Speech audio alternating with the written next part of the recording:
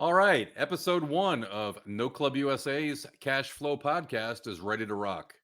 We're going to talk about investing for cash flow in ways you've probably not seen before. And my guest today, who's the CEO of a hospital, has done such a great job of investing in notes that he could actually walk away from his job and spend more time with his four kids. We'll talk about that and more. So buckle up, grab a notepad, take some notes. I'll be ready to roll in just 1 minute. Real estate has created more millionaires than any other form of investing. But, how is that working out for you? Did you become a landlord and invest in rentals, expecting monthly cash flow? Only to become burned out, with all of the headaches of tenants, toilets, and turnover? Are you shut out of the game by high prices and tough lending conditions?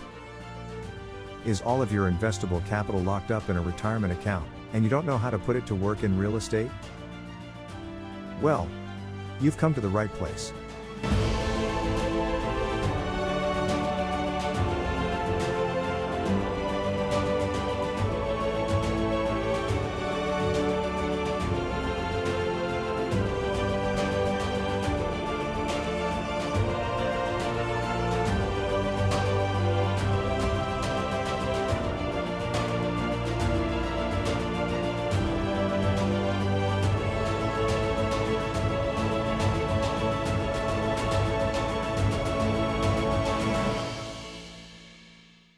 All right. Hopefully that intro got you fired up a little bit. My name's Tom Force. I'm your host for the No Club USA Cash Flow Podcast. If you'd asked me about a year or so ago whether I'd be doing a podcast, I would have told you you're crazy. But a lot's happened in a year, a lot of good stuff. And I've had a lot of people ask me, what's that note thing you're talking about? What's that note thing you're doing? I find there's very few people out there in the real estate world who really know a lot about notes, what the background is, and how they can apply that. So, decided to put together this podcast series. Don't know how long it's going to last. This might be the last show. Who knows? But anyway, got some great content lined up for you. Just to tell you a little bit about myself. I'm a commercial airline pilot. I started in the military with the U.S. Air Force. Today, February 10th, marks 34 years with my current carrier, and I've got about 16 months left. But facing retirement now is not nearly as scary as it was, let's say 18 months ago, when I didn't know how I was going to cash flow. I've been a real estate investor most of my life. Bought my first property back in 1986. I think the interest rate on that was 14.5%. So we've seen these kind of interest rates before. But I've done a lot of other things. And I want to point this out, not to toot my own horn, but so that it doesn't seem like I'm picking on a certain sector when I'm talking about notes. I've been GP in a residential development company where we bought land and turned it into lots for builders. 2005, I engineered the seller financing purchase of a lodge on a local lake. It's a hospitality. It's still running, and so ran that for quite a few years. Started a small wholesaling company. Actually, my younger son helped me with that, helped get him his start in real estate. My entire family's in real estate. Everybody, my wife, my sons are licensed agents. My daughter's an escrow officer. I'm the only one not licensed, but that's okay. It's a good thing. Anyway, fast forward, past the small wholesaling company, moved on to fix and flips. Done a bunch of those. Last one finished up last year. I've done hard money lending. Right now, I'm invested in syndications, a lot of apartment complexes. I got a couple of motels or hotels, I should say. And in fact, my younger son has just formed a 506B syndication for an apartment complex down in Waco. So I'm going to be getting involved in that. In fact, they just had their webinar last night. A couple of years ago, took a residential home in Dallas, turned it into a residential assisted living facility right at the start of COVID. Talk about timing being crappy. Had to sit empty for a year, and then when COVID went away, the dynamics of the business had changed, and still fortunately able to get rid of the property to another operator and make some money. But anyway, I've been a licensed real estate agent myself, been a licensed insurance agent, and honestly, there's probably not anything investing that you've done that I haven't done. Currently own an Airbnb. It does drive me crazy a little bit, but it's all good. They're all growth type investments. And anyway, what attracted me to notes was the ability to cash flow. And I'm going to have a short training to start this off with here shortly. It's going to probably run about 20 minutes or so, but we're going to talk about what notes are and how you can use them for cash flow. But there's just so much more to it. If we were just going to talk about cash flow, this would be a short series. But notes are the foundation of a lot of investing. It's all about being the bank, being the lender. There are several folks who use notes to acquire properties. They actually go out similar to bidding on the auction at the courthouse steps. You can buy non-performing loans and use that as a way to get properties. But what's really relevant now, besides cash flowing notes, is seller financing. And what really kind of drove this home for me was back in September, I taught a class for the realtors at my younger son's team, about 25 realtors there. It was a series I wanted to get to teaching them about seller financing and how they could add that to their tool belt. But we had to go through the basics of notes first. What is a note? How does it cash flow? How can you own one? How can you invest? And what happens when things go wrong? The first presentation lasted about 40 minutes, and not a single person there had ever heard of a note, owned a note. One of them came up to me afterwards, and she said she was actually kind of upset. I said, why? She goes, I've been investing in real estate for a long time, and I've never heard about this. So kind of dawned on me that this stuff isn't really common knowledge, and I've embraced it. It's changed the trajectory of my retirement going forward, and so I just wanted to share it. And that's what I'm doing. I founded No Club USA, not as a business. I'm not selling anything. I don't have any courses, a lot of educational material out there, but I wanted people to get this information. And I do offer consulting, and I will partner with people, but I'm not selling information. I'm just trying to get this information out there. So going forward, we're going to start with the basics. Today's episode will be a basic on notes, how you can use notes to instantaneously get cash flow. And I call it worry-free cash flow because I can step away from it and not worry about dealing with tenants, toilets, turnovers, lightning strikes, tornadoes, the things that drive landlords crazy. All right. I don't deal with any of that. I just get a check every month. Next episode, my guest that I've lined up, we're going to talk about what happens when notes go wrong and how that works out. And you'll find out that it's not that big a deal. It actually can be a good thing. We're going to move on into creative financing down the road. I'm also, and I think in episode 3, we're going to talk about using retirement funds the right way to invest. It can be tricky using self-directed IRAs, and most people don't even know you can self-direct your IRAs. Most of you have 401ks and IRAs sitting aside and stocks and bonds. And tell me how that 401k looks this year after the S&P was down 18% last year. I'm still invested in that too. I've got a financial advisor handling a portion of my net worth, but not all of it. So I want people to be able to take control of their own financial freedom. And so that's why we've started this today. And so we're going to go ahead and get started with episode 1. Like I said, this is going to be a series. I'm going to post the replays on my website, No Club USA, noclubusa.com. That's why I'm here. I'm going to tell you my story as we go forward in bits and pieces. I'm going to show you real notes that I own. And hopefully you're going to enjoy this. Any questions, you go to my website, reach out to me. We can consult. We can talk. I love this stuff. This is what I'm going to be doing in retirement. And so I just wanted to share it with you. So I'm going to take a quick break.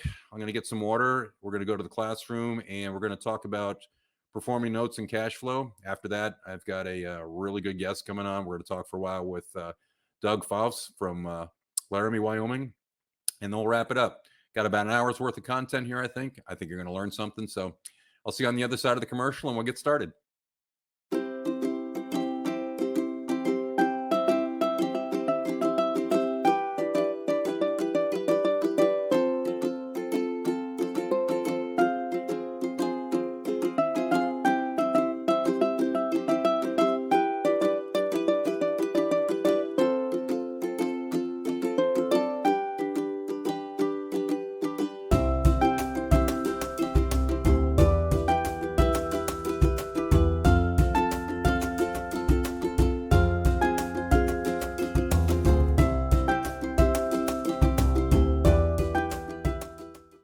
Okay, welcome back to the No Club USA Cash Flow podcast, episode 1. I'm your host, Tom Force, and I've moved the show into our classroom because in episode 1, we just need some training on what exactly is a note.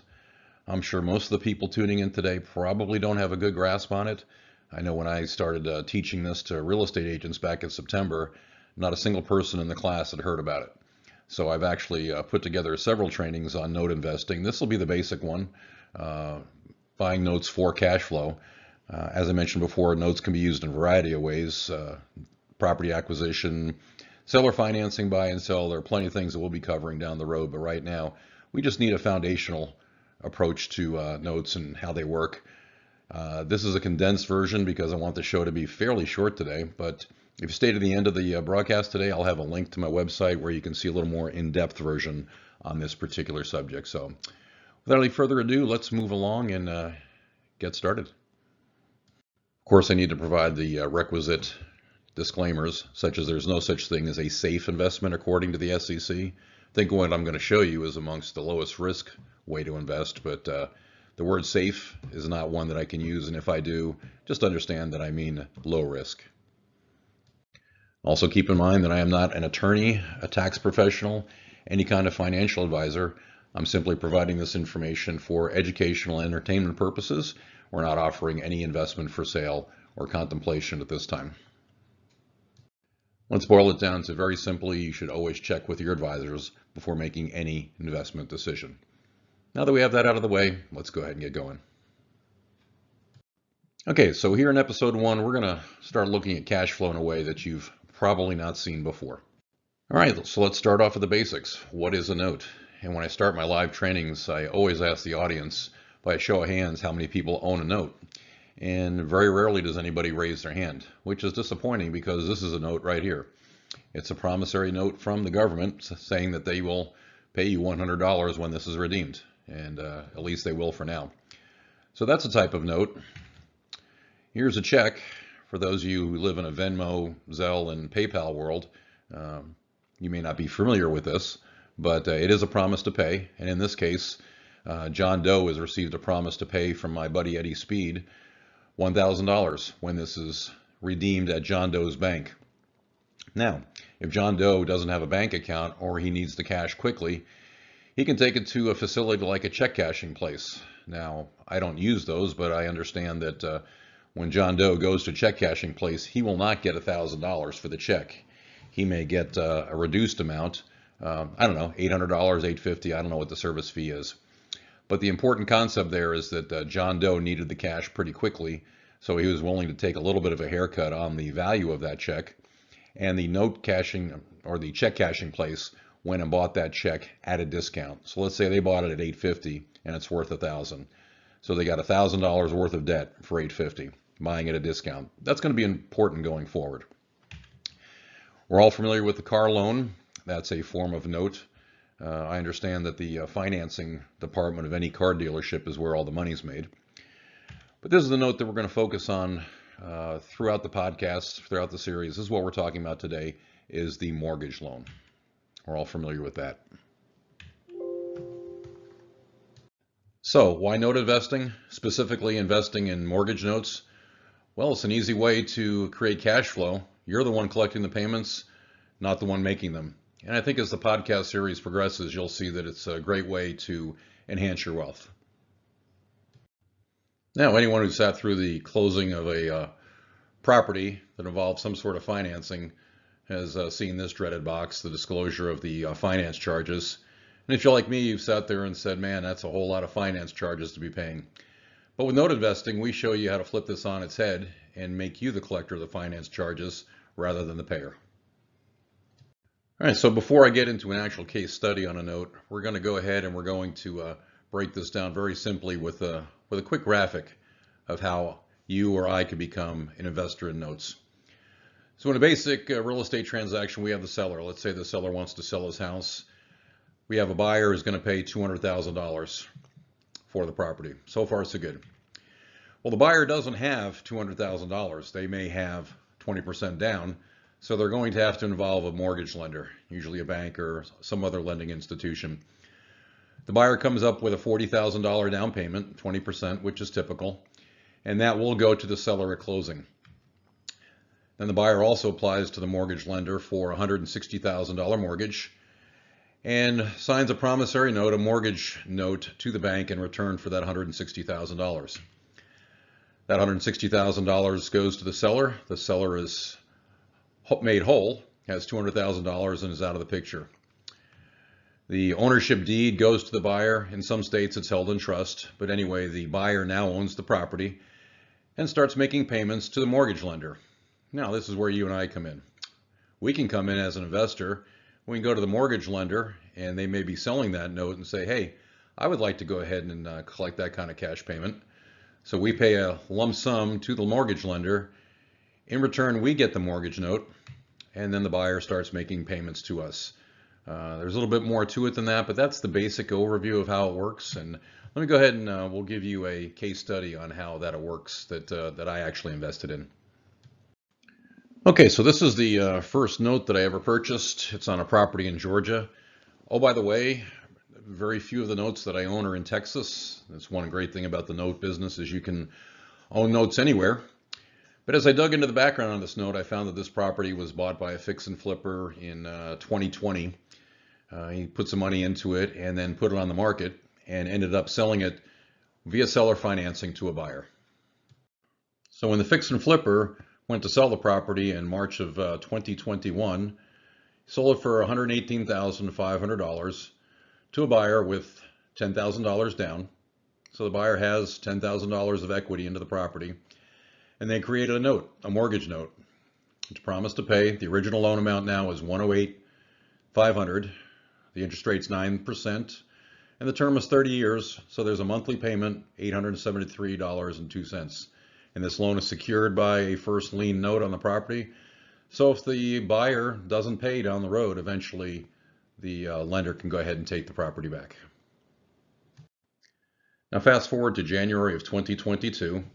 The fix and flippers collected $873 a month for 9 months, but he's ready to recapitalize his account and cash out and move on to his next project. So he lists his note for sale in the open marketplace. And there's several ways to do that. Hows and whys and where we can do that will be the subject of another podcast. But he does list it for sale. Now the property is now worth $149,000. And as I said, the fix and flipper will go ahead and sell the note on the open market. The buyer, who's been making all those payments, has more equity now. He has appreciation plus 9 payments under his belt. The mortgage is now at $107,950. So he's paid down a little bit off of the $108,500 that he owed. I'm able to step in and I purchased that note, that $107,950, for $88,620.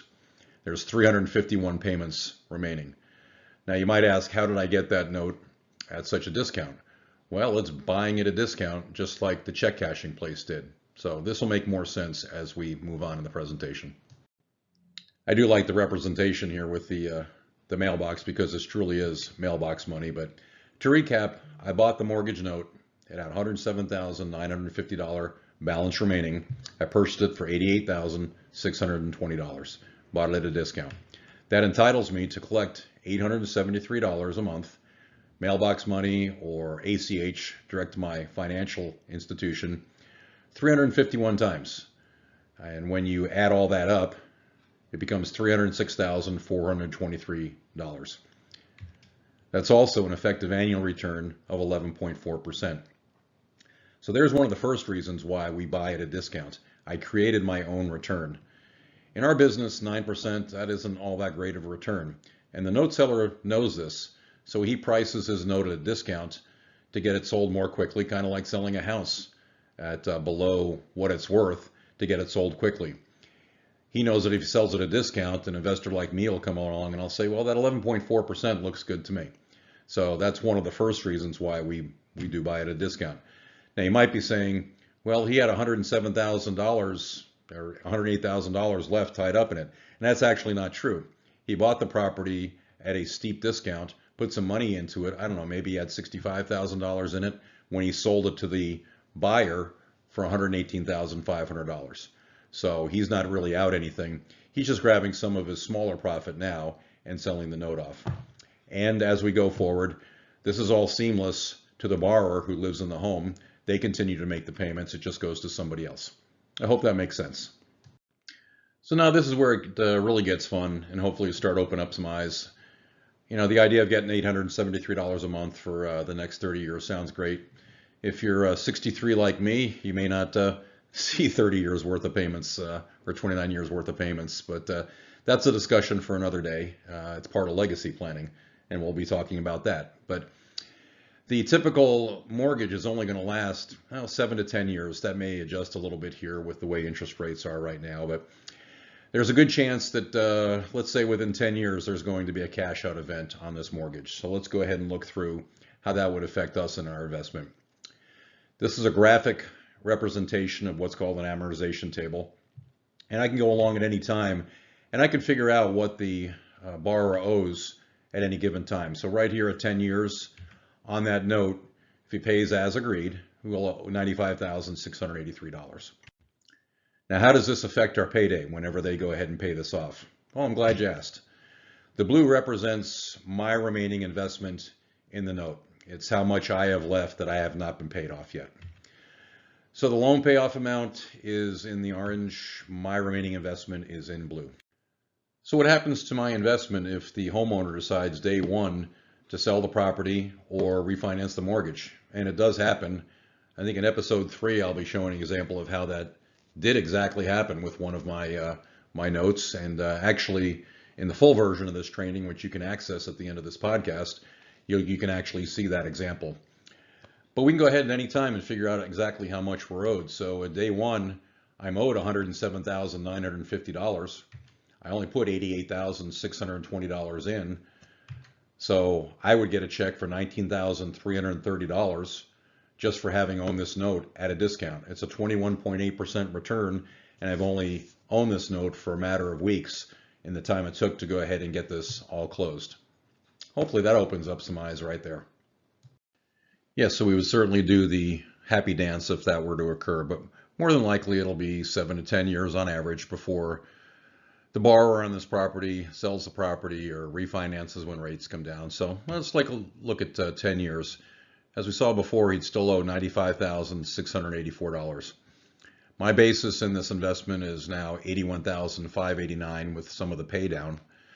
So if they go and sell or retire this debt in one way or another, I'm going to have a payday of $14,095. And so the title company will cut me a check for the $95,684. I had $81,589 still invested as my basis. So my taxable net profit at that point is $14,095. The debt's retired, my books are clear, and I made $14,095 just at the closing. However, I also collected $104,760 during the 10 years of collecting payments. So for this investment of $88,620, I retired that $88,620, and I also made $118,855 on top of that. So this note is still part of my portfolio. I still own it. And so how do we do after a year? I bought it in January of 2022. Through January of 2023, the borrower is paid as agreed. That's what his new principal balance is. He's paid down $793 worth of principal. That also goes to what I'm owed at a payout event, so that's what I'm still owed. But more importantly, there's $10,476 of interest that has gone into my pocket this year. And that's not anything that I've had to do other than check my mailbox or my bank account to make sure that that money is there. So as a wrap up podcast one's discussion of performing notes, this is a good time to have a one-slide discussion of note management. Those of you who have rental properties probably have a property management service if you do it properly, and you know that that property manager is the interface between yourself and the tenant. And you don't have to get as many phone calls. Well, in the note world, we use what's called a loan servicer. Loan servicer is the interface between myself and the borrower. I don't talk to the borrower. I don't get involved with the borrower. In fact, in many states, I'm not even allowed to contact the borrower, which is fine with me. The loan servicer takes care of that. The loan servicer does all of the work. Some of the things they do is they collect the payments, they escrow taxes and insurance, make sure all that is taken care of. They're licensed and compliant. Many states have their own rules, and so I don't have to keep up on that. And they handle all the borrower issues. Now, they will collect the payment from the borrower and then forward that payment on to myself in the form of a mailbox money or the ACH. The key here is to outsource. You don't want to be servicing notes yourself, whether you own a big portfolio or just have one or two. It's much better to outsource it. The cost to do this is only about $15 to $50 a month, so I would highly recommend it. And this goes towards the worry-free nature of note investing, especially on the performing notes that I'm going to hammer home as we go through this podcast series. I don't have to worry about getting the calls. There aren't a lot of calls to get anyway. Every servicer has an online portal. I can check up on the status, but what am I doing? I'm just looking to see that the next payment's made. That's it. I can go on vacation, not worry about phone calls about tenants and toilets and all that other stuff. And the loan servicer makes my job a breeze. So want to hit on that here before we move on, that I outsource all this, so I'm not sitting on the phone every day dealing with borrowers wondering where a payment is.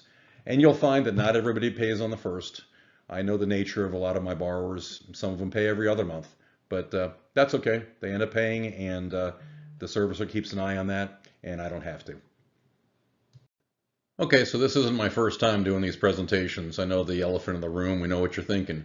What if they stop paying on the note? Well, that's going to be the subject of podcast 2, where we're going to talk about that, and our guest is actually fairly versed in this particular issue. But spoiler alert, it's not that big a deal. And in fact, a lot of times it can be a good thing for everybody involved. So it's not something to worry about, and we'll dive deeply into that in episode number 2. Now, before we wrap up, I am compelled to talk to the rental property owners in the crowd.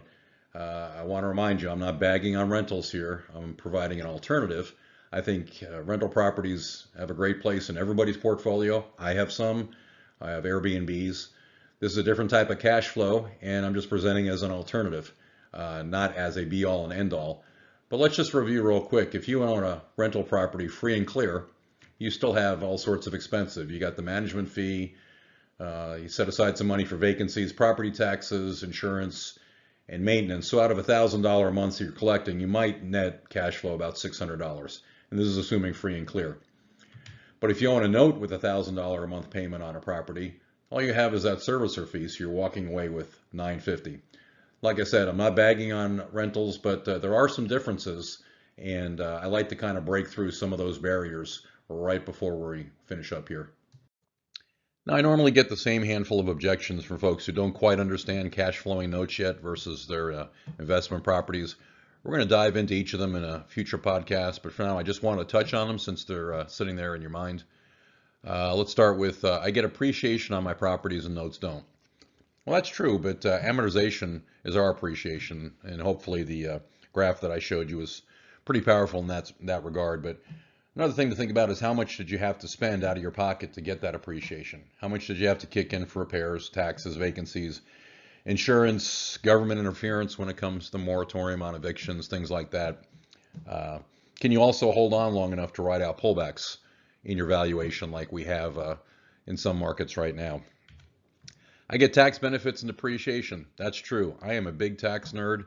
The rest of my portfolio, I love structuring to take advantage of all the tax laws out there. I have huge passive losses on some of my investment properties. I love it. But cash flow puts money in my pocket that I can go spend, and it's a different approach. So it's all part of a diversified portfolio, but I'm not in notes in this regard for tax benefits.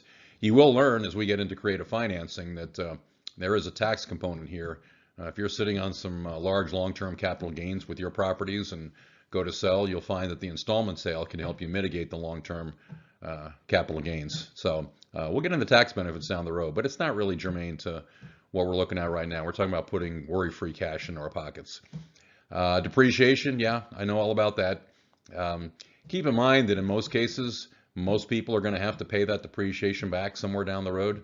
Unless you do a 1031 exchange or you get a step up in basis because you pass away or for some other reason. But once again, part of an overall investment strategy here, like I said, just looking to put worry-free cash into our pockets. I can use leverage to buy property, meaning I can borrow and I can use other people's money to buy property.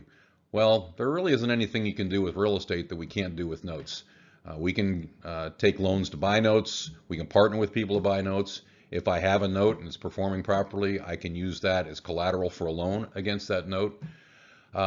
There's a cool thing called a partial where I can sell you off part of my note, recapture everything I put in it, maybe even a little bit more, and keep the back end so my basis is less than zero.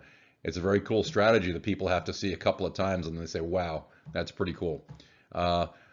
Also, when you think about it, our notes are very liquid. If I need to raise cash very quickly, there's an open market out there that I can sell the notes in. So a lot of advantages there, but when it comes to leverage, actually I think we have more leverage in the notes than we do with traditional real estate.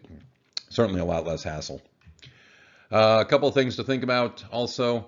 As a landlord, a month or months of missed rent is gone forever. That's not the case when one of my borrowers misses their payments.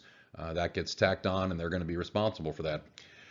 We have several workout options when somebody gets behind. Got several tools in my tool belt, which we'll cover in the next episode, versus yours, which is eviction. Buying at a discount creates instant equity for a payoff event. We've covered that pretty well.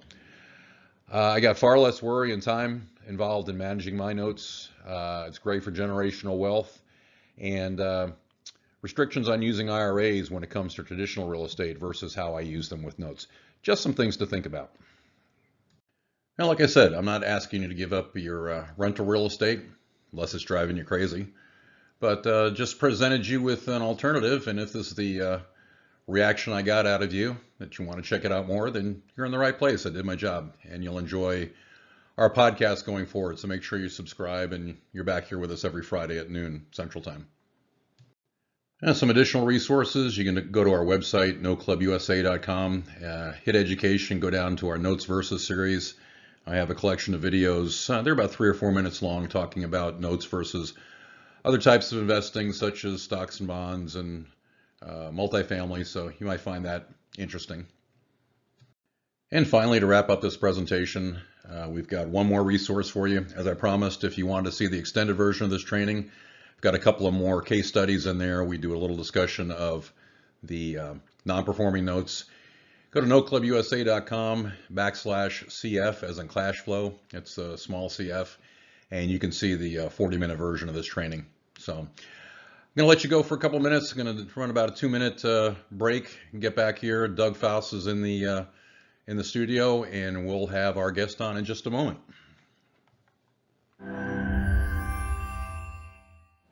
Hey, it's Tom Force from No Club USA, and today I'm in the beautiful paradise of Punta Cana on the eastern tip of the Dominican Republic.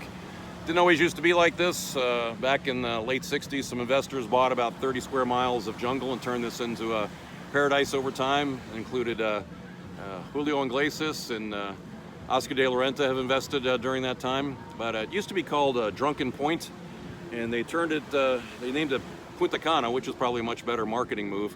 But the Cana refers to that palm tree behind me. As you can see, I think that that base there can be a parallel for our investments. Looks like you can push that thing over. The water continually erodes at the base of that tree, but those roots have gone deep and wide, and they're probably down there a long way. And so you can't knock that tree over, even though inflation, as we would call it, is wearing away at the investment. I think there's a pretty cool parallel there. So anyway, I think we could say that the original investors here, their ROI was, we'll call it pretty good. Don't need to get a calculator out. But how's your ROI going these days? Scared money, sitting on the sidelines, losing to inflation, stock market afraid to open up the 401k statement, rental real estate has its ups and downs. The pro forma doesn't always match the cash going in. I know I've got an Airbnb as well, and last time I was on vacation, my guest drove me crazy, ruined a couple of days of my vacation. If you have an Airbnb business, you know what I'm talking about. What I'm not worried about is the cash flow from my notes. I've got a servicer taking care of those. I don't get phone calls about broken toilets, tenants, or any of those other headaches. And so I can relax and enjoy the fruits of my labor and have that cash flow coming in, and I'm not having to put out fires. So anyway, I'll make it brief. I'm going to let you go. As you can see, as my unpaid actors walk behind me, you can see how deep those roots go. Let's work on getting your roots deep and start looking at note investing. Go to my website. We're going to launch a podcast in January and hope to have you guys partake in that. or you can go to my website. We can have a consultation or just ask me a question. I love talking about it. Most people don't know about Punta Cana. Most people don't know about note investing, but they're going to fall in love with both. So come see noclubusa.com and come to Punta Cana. You'll be happy you did both. Have a good one. Okay. Well, we're back. This is Tom Force, episode 1 of the No Club USA Cash Flow podcast. And I could think of no better guest to have on episode 1 than my buddy Doug Foss. Doug's a hospital CEO from Laramie, Wyoming. And Doug, how's the weather up there, bro? We've been in Dallas here. We've been frozen out the last week. How's weather in Laramie? Well, actually, it's pretty nice out right now. But last week we had minus 25, 30 below. So I think we got you beat a little bit. Well, you probably like that, though. Have you lived in Wyoming all your life? No, I grew up in Minnesota, so this weather is no big deal. Okay. Yeah, I'm not a cold guy myself. It's my wife thinks I'm a little bit of a baby. Anytime it gets below 50, I'm all bundled up. So anyway, so Doug and I met at an event called Note Expo. It's one of the industry's leading conferences. And Doug and I had spent the first year in what we call Note School. It's one of the education organizations out there, and Doug and I had jumped in with both feet. And I couldn't think of anybody better to have on the first show, because Doug has done what I've wanted to do, but he's done it at a younger age. He's set himself up for some retirement income, and I kind of wish I'd done it a long time ago. And they say the best time to build or plant a tree is 20 years ago. The best time, if you can't do it then, is now. So we're here and now for other people. So hopefully with this podcast, we'll be able to get some trees planted with some folks who are just learning about notes for the first time. So Doug, tell me about your job and your family. What's it like being a CEO and all that? And just tell me what your day looks like. Yeah, so I'm married and I have 4 kids and work as a hospital CEO. Early part of my career, I had to kind of move around quite a bit, just trying to move up the ladder. But the last 9 years I've been here in Laramie and plan to retire here. Thankfully, I've got it really good. I've got an amazing team I work with, chief financial officer, nursing officer, things like that, where we just work very well together. So as it goes in the hospital business, I'd say I've got it as good as you can get it. And then just busy. I'm kind of a later in life dad. So my kids are younger, 9, 12, 13, and 22. And we're on the run constantly. I help coach some of their basketball after work. And so it's an active life, and I sure enjoy it. Well, man, we had 3 and I was a lot younger when they were that age. So, man, stay in shape, buddy. That's great. And talking with you, I know that family's everything. You guys do a lot. I know you like to RV and do the outdoor sports and all that. So, does that leave time for investing? I mean, what does your investing look like? And I know COVID was a big deal in your industry. 2020 was kind of a time when things changed. So, did you have time to invest? What kind of things were you looking for? I'm just kind of looking for your path towards discovering notes. What have you been involved in?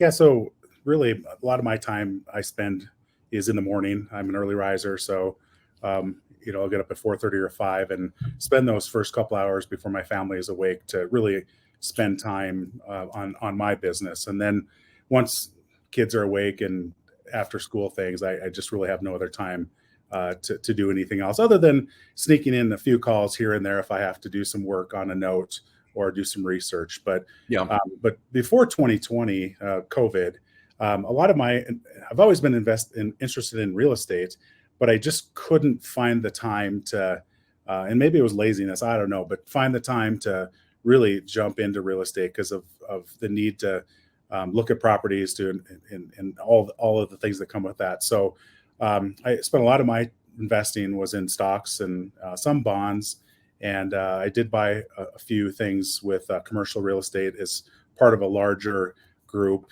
through online platforms, and those did okay as well. But mostly it's been stocks, and I don't feel like I quite ever really was good at understanding it, although I did okay with it. But that's really what I did before I discovered notes. Were you doing things like CrowdStreet? Yeah, I did CrowdStreet, and I bought 3 things off CrowdStreet, and actually I doubled my money on one of them, which I don't know how the heck I pulled that off, but the other one didn't do so great. I think I Okay. just basically broke even, and then I've got another investment with them that's still paying, but it's kind of like I'd say a mutual fund, if you will. They've bought all kinds Sure. of different commercial platforms. Yeah, I like CrowdStreet. I got 4 or 5 investments, and with that, I've been pretty lucky. They've paid off as scheduled, and I just want to reiterate to the folks who might be seeing us for the first time is I'm not anti any other investment. I think CrowdStreet does a nice job. It's a long-term growth play. It's not a cash flow play, and I think everybody should be diversified. I'm in some syndications. In fact, my younger son, he and a couple of partners are putting together a 506B apartment purchase down in Waco, down student housing down there. In fact, they're having their webinar this week, and I'll get involved in that. So I'm all about growth. But as you get to my age, it's like I can't go to the apartment syndicator and say, "Hey, break me off a door. I need to go take it down to Whole Foods and get some groceries." So you need cash flow. So and I Right. think you agree with that. Have you done any rentals or any type of assets that way? Yeah, um, I have actually 3 rentals right now in Little Rock, Arkansas, and they're doing okay. I mean, I've found a way to do that remotely, and found a property manager he'll rehab things for me as well, and so That's good. that's actually been okay. They take longer to get occupied than I'd like, and then I haven't had a turnover yet, but I'm curious what a turnover will look like and how much cash goes out the door when Sure. that happens. So, but other than that, I haven't done too much real estate. Okay. Nothing in Wyoming. No, our No. markets for rentals is surprisingly very expensive here, even though we're a small college town. Yeah. They just don't cash flow here. You get folks coming up from Colorado or moving from the East Coast or any of that. I know Idaho and Montana are getting that influx. Yeah, we're seeing some of that, but not to the extent of some of the other mountain communities. We do Okay. sit up at 7,500 feet, so it makes it difficult to breathe for some, Yeah. and it definitely is a little colder and windier than other parts of the Mountain West. Wow. So you're coaching basketball at 7,500 feet. Yeah. And that's impressive, my friend. Tell me how you found notes. How did you learn about it and get the education that you needed? What got you to the point you actually added one to your portfolio? Yeah, so that happened in 2020. I had bought a real estate course by a guy named Mitch Steven, and that's really what his model partly is. He'll actually rehab houses, and then he'll put a note on them and for the person who buys the house. And then I think he actually sells his notes, or historically had. But I'd never heard of this. When I got a mortgage on my house, I went to local bank, and that's how I got my mortgage. But I just didn't really know about this, and certainly didn't know you could go buy them. And Right. so when I tripped across it there, and then I heard Eddie Speed's name through that, and it took me a couple of years before I really actually bought a note. But that's kind of how I first discovered it. And I got onto a couple platforms online to try to buy notes, and I just really didn't understand what I was doing. So I just kind of sat there for 2 years without taking any action. But I bought my Sure. first note back in about a little over a year ago, in December of 2021. Okay. What platform did you buy that off of? I bought my off of Notes Direct. Okay. Yeah, that's the one where I get mine, and that's affiliated with the folks at Note School who've gone and given me my education in notes. I think I told you when we got together, I'm a pretty conservative guy. I'm very risk averse, and it takes a lot of, like you, it takes a lot of knowledge and understanding before you go and pull the trigger, because that's a lot of money. How much was your first note? My first one was 42,000, Okay. and that's where I felt I needed to be. And I since have graduated to more expensive notes. I like more larger notes, I should say, Okay. just because the service fees don't take as much of the profit. But overall, my first few notes were in that $40,000 to $50,000 range. Okay, that's cool. What's your largest note now? My largest note was 235,000. Wow. So, Okay. and that's down your neck of the woods and down in Houston. Okay, cool. Do you have any notes in Wyoming, or are they all around the country? Yeah, they're none in Wyoming. They're Okay. mostly in Texas, Alabama. I've got one in Indiana, Virginia. I Right. think are the states that I'm in. Yeah. So I think the lesson there is that you can do notes anywhere. It's paper. You're not going to go visit the property or anything like that. I think you and I have a mutual friend, Gary Cohen, who lives in Portugal. We know him through the Note School EcoSpace, and he can do notes anywhere. You know, whether he's in Portugal, sometimes he's in Mexico. I'm not really sure where he's at. He's a really bright guy, but anyway, yeah, you can do it anywhere. I have one note in Texas, and everything else is pretty much across the Sun Belt, and I got one in Pennsylvania. But Yeah. anyway, so when you pulled the trigger on the on your notes, what goes through your mind? Well, let me put it this way: we haven't covered in the podcast yet how we handle when things go wrong. Yeah, and that'll probably be the next episode. We're going to have somebody on who's actually had to handle that. But what went through your mind with you live in a risk management environment? So what was your analysis with the notes? What you put all this money in? What was the worst that could happen? Yeah, so I using kind of due diligence checklists I got through Note School. I knew what to look for, and quite frankly, when you buy off Notes Direct, a lot of that is spoon fed to you as well. Those files are real clean. I still have to read through them and make sure you feel like that's the right asset for you to purchase. But that's what I did. I did my due diligence through there, made the purchase, and really haven't had. I've had a few issues, but pretty minor in the big scheme of things. And all 9 of my notes are performing at this point. 9 notes. That's cool. So what is that cash flow for you a month? Well, it sometimes it's roughly 7,000 a month is what it's supposed to be. You know, sometimes it's 6,000, sometimes it's 8,000. Sure. Somebody might miss a payment by 15 days and it gets put into the next month. So yeah, but overall it's roughly 7,000. Yeah, and I can agree with that. I know that I've got a couple of notes where people pay double every month or every other month. I'm sorry. So it's not till it gets to like 90 days delinquent or something I start to take notice. But and I've only had one of those where it got to be 60 to 90 days, and that was actually right when I took it on, and I just think it got a little bit lost in that servicing transition. Sure. So we just sent a quick. The servicer sent a note off to them, and then they started reperforming or paying.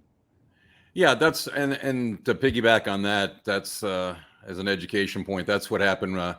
Second note I bought was on some land in North Carolina. Bought it off of Notes Direct, and one of the things we check is the pay history. That's part of our due diligence. You know, we look at the paper and we call the propensity to pay. You know, they pay every month, and there's no reason not to expect them not to. The value of the property, the collateral is important. And so this was some property in the hills of North Carolina, and this guy had paid for forever. Bought this in January. By April, he had missed 4 payments, and the servicer contacted me and said, "Hey, you ready to foreclose?" And I'm like, "No, not quite yet. Somebody's been paying for a couple of years on this." And Doug, I don't know about you, but I think this is one of the things I really love about our business is that we're not like a traditional bank. That person out there is a person. There's a story there, and so we can have flexibility in trying to work things out. So rather than play Wells Fargo and just take this property back from this guy, we did some digging around. I went back to the person who originally wrote the note and said, "Hey, what do you know about this guy? You know, what can we find out?" Turns out he knew the family. He said, "Oh, I know his mom." Long story short, the guy had gone off the grid. I have a feeling where the grid was. It was right in the middle of the land that I landed on. He'd gone off the grid, and during the servicing transfer, he never got word of the bank account change, you know, the servicing fee. So, yeah, it wasn't that he didn't want to pay. It's just the automatic payments that he had set up weren't making it. So we got him back in place, and, he pays early now, auto pays on all that. So that's great.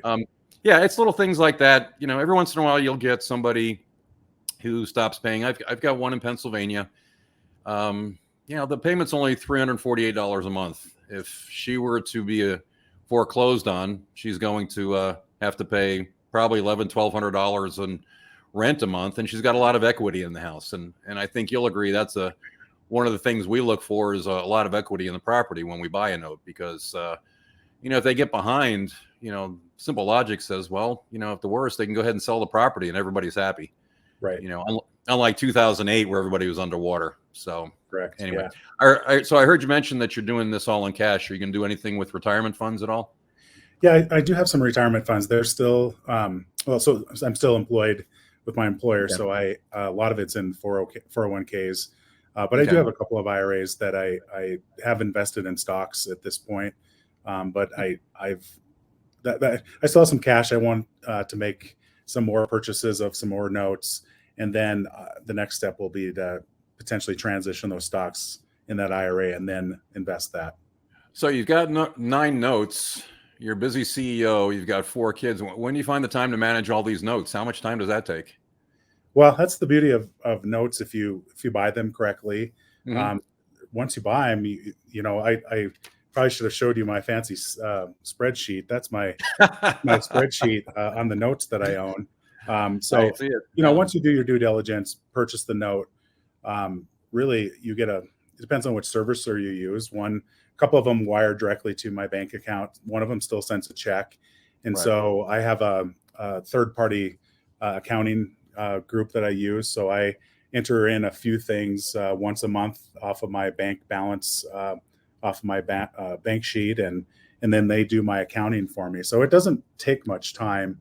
And now Okay. imagine if I've had, every once in a while you'll have to address insurance or somebody stops paying. I really haven't had much of that, so it's not taken me very much time at all. Sure.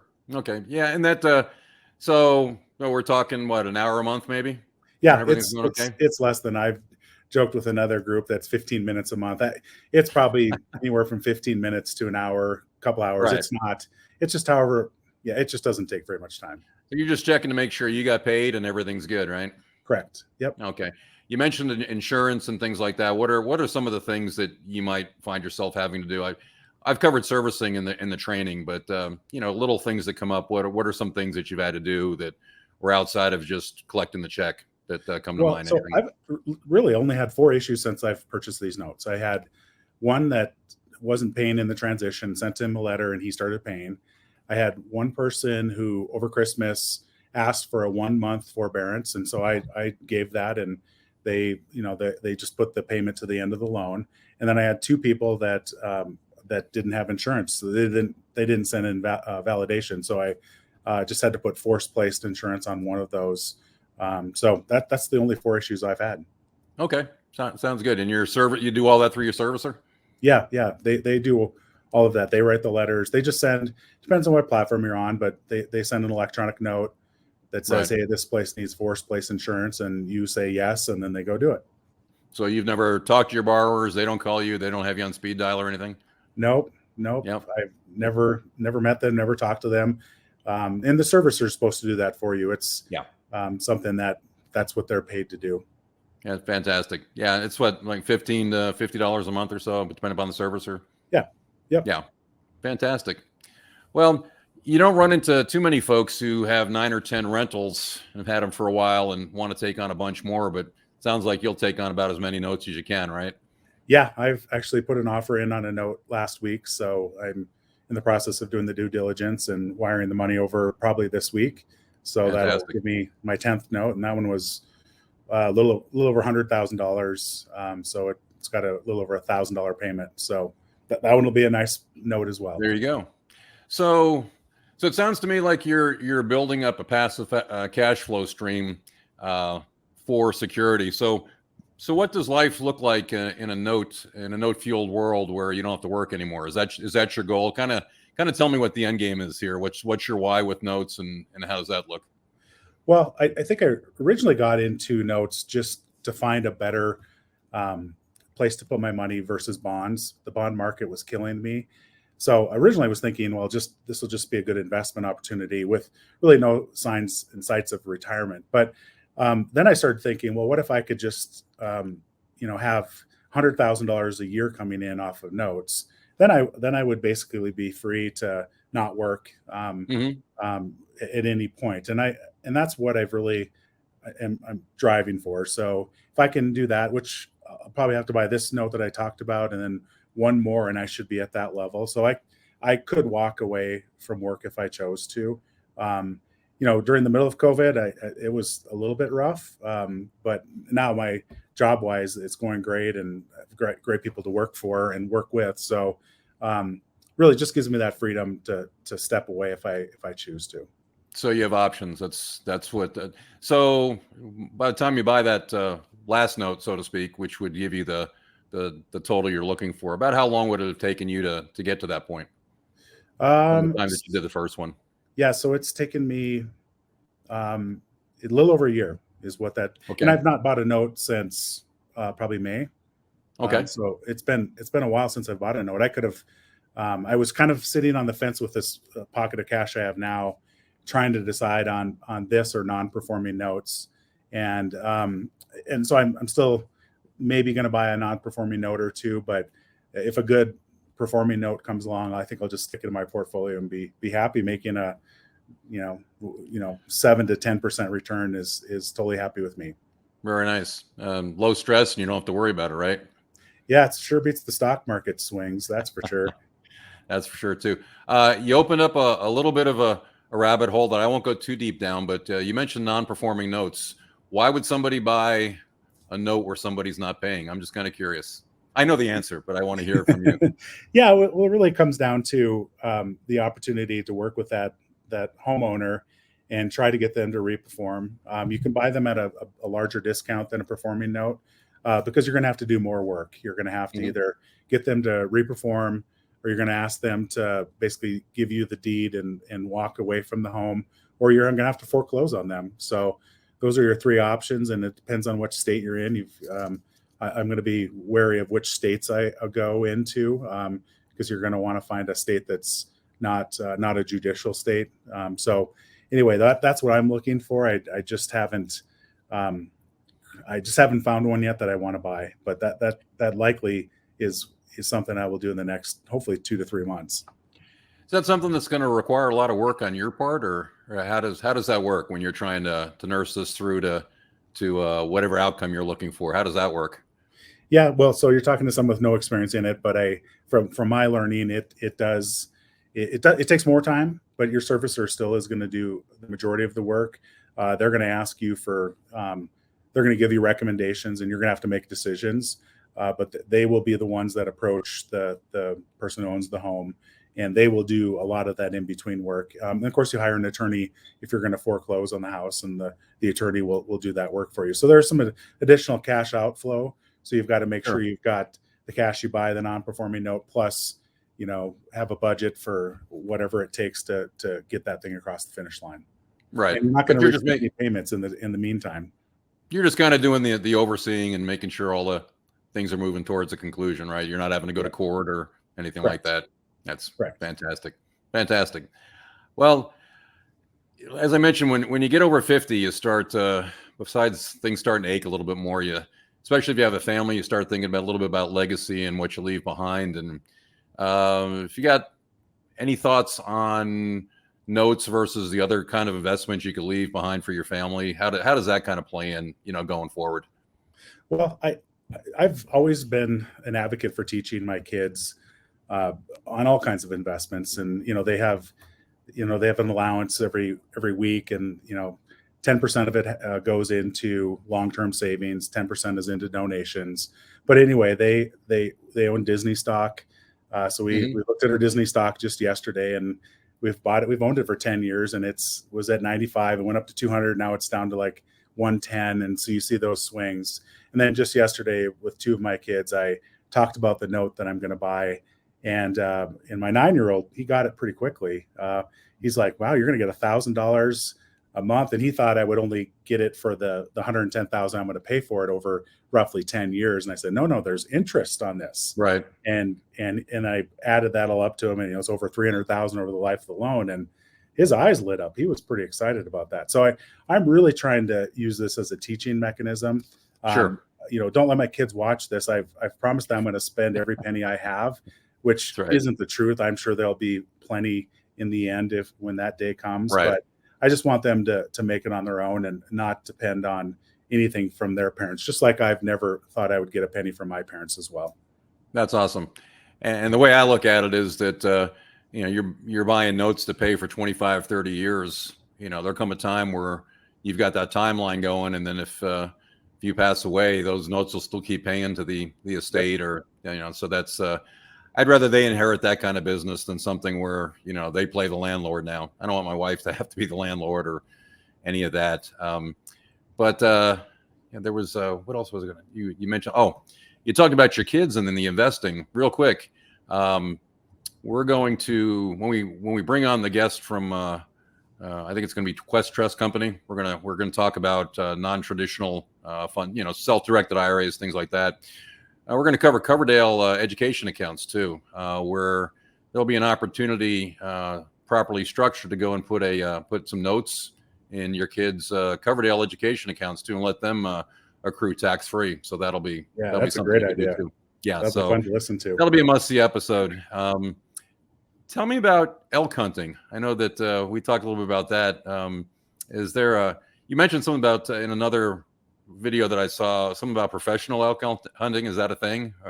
Just tell me a little bit about that. You could be an outfitter. That'd be great. I'm more of a recreational hunter. I really enjoy it. Wyoming's got such beautiful scenery, and sure, really I call it.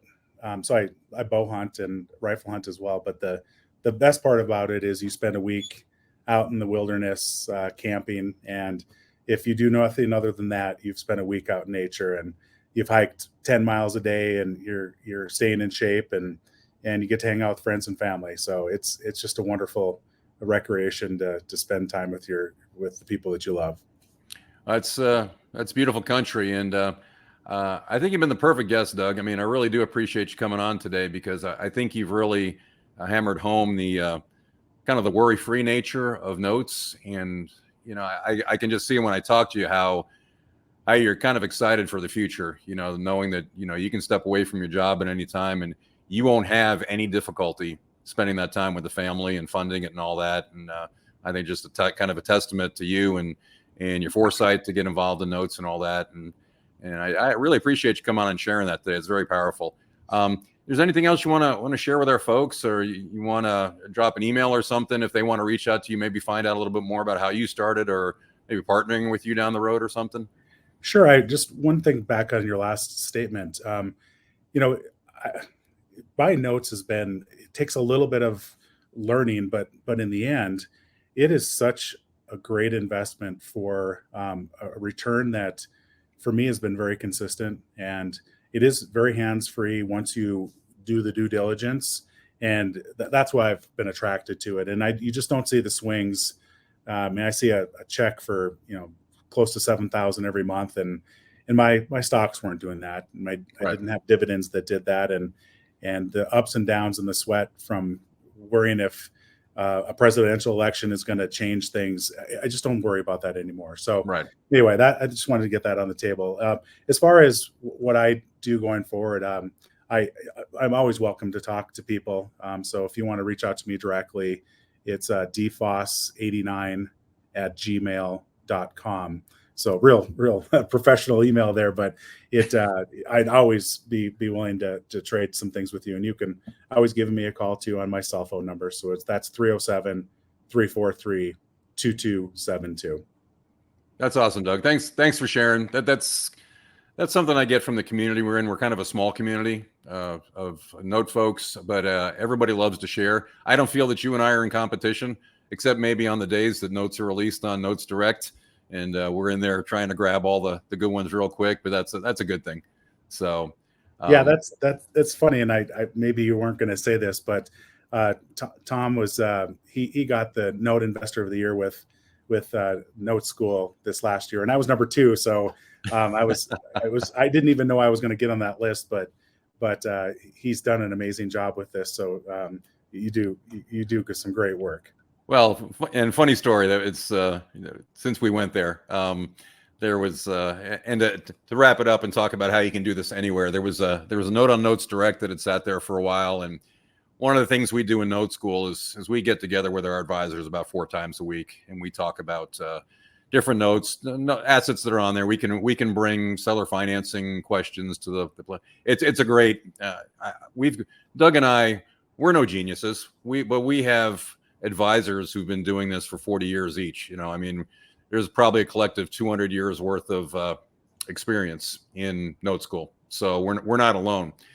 But on this Monday call, we were talking about a note in New York that was on there. And I had initially looked at it and said, New York, no, life's too short to invest in a note in New York, because that's going to take a while. I will probably be dead before I can foreclose on that thing. But anyway, so I'm sitting poolside in Fort Lauderdale on vacation with my wife, and they're all, everybody's swimming, and I've got my laptop on and my headphones, and they bring up the note to discuss. And say, oh, I know which one that is.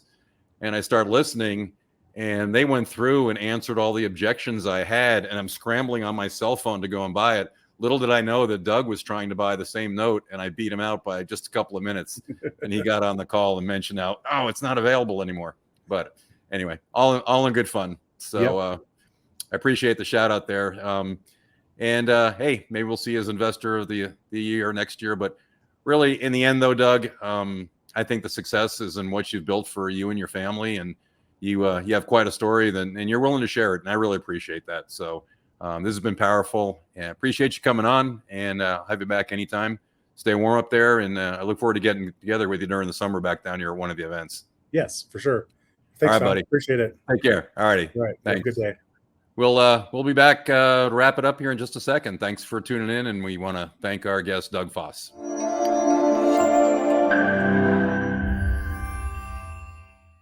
Looking to buy real estate but don't know where to start? Since 2010, Danny Force with Keller Williams has helped hundreds of first-time buyers and investors begin their real estate journey. Danny has sold over $100 million in his career in all corners of the Dallas-Fort Worth Metroplex. He has the knowledge, experience, and connections to make this as stress-free a process as possible. Finding properties, setting up showings, and negotiating offers are just some of the things he can do for you. Come talk to Danny today at 817-518-7606 and use the Force in real estate today. Well, we did it. Got episode 1 in the can for No Club USA's Cash Flow Podcast. Hopefully you found it interesting. I know it ran a little bit long, but I think it was packed with some good content. I thought Doug was an amazing guest. The guy's walking the walk, and he's got options now. And, just like I've generated options now with my cash flow investing as well. So we did mention Note School. That's where he and I both got the education to do what we do. And my buddy Eddie Speed's been doing this for about 40 years. And he told me he's putting together a 2-hour virtual masterclass that's going to take a deep dive, not only into this part of notes, but creative financing and other things that are really valuable in this changing market. I know investors and real estate agents have seen a seismic shift in the marketplace out there, and having some of these tools in your tool belt can really make a difference in your profitability going forward. So he's putting this class together. He said he's going to let me know what's available, and I can offer it to our audience. So if that's something you might be interested in, just drop me an email, Tom at noclubusa.com, and mention masterclass. I'll put you on the mailing list, and when that's ready, you can go ahead and sign up for that. I think it'll be really valuable, and it'll really go into a deep dive of some of the stuff that we touched on today. I have a lot of resources on my website. You'll see that in the outro here. So anyway, that's a wrap. I appreciate everybody being here, and until we see you next time, next episode, we'll talk about what happens when notes go bad. And spoiler alert, it's not really all that bad. So anyway, thanks for being with me, and we'll see you on the next episode. Stay safe. Have a good one.